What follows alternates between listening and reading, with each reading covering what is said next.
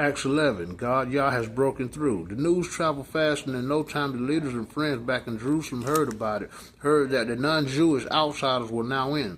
When Peter got back to Jerusalem, some of his old associates concerned about circumcision called him on the carpet. What did you think you're doing rubbing shoulders with that crowd, eating what is prohibited and ruining our good name?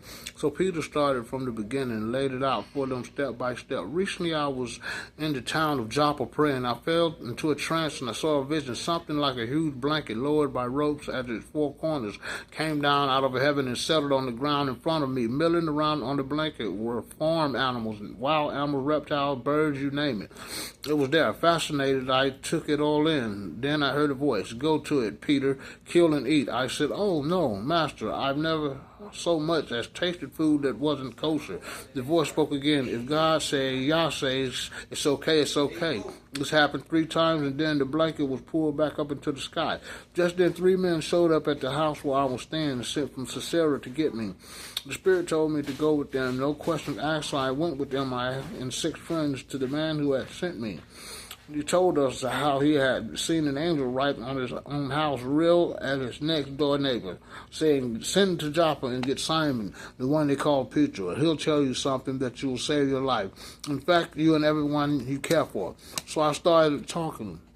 Before I had half a dozen sentences, the Holy Spirit fell upon me just as he did on the first time. I remember Jesus Yeshua's words, John the Baptist with water.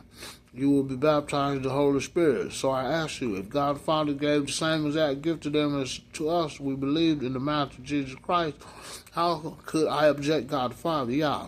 Hearing it all laid out like that, they quieted down, and then as it sank in, they started praising God the Father. It's really happened. God the Father has broken through to other nations, opened them up to life.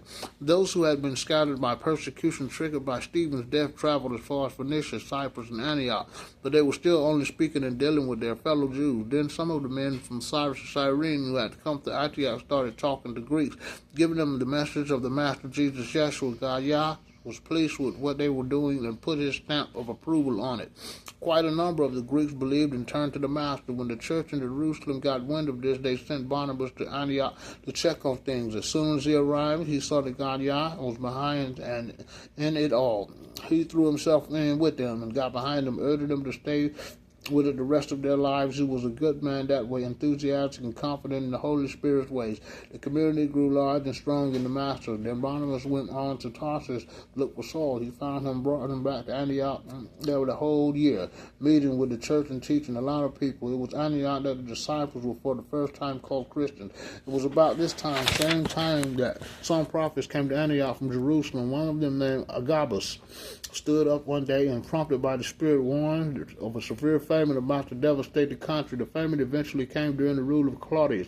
So the disciples decided that each of them would spend whatever they could, their fellow Christians in Judea, to help out. They sent Barnabas and Saul to deliver the collection to the leaders in Jerusalem.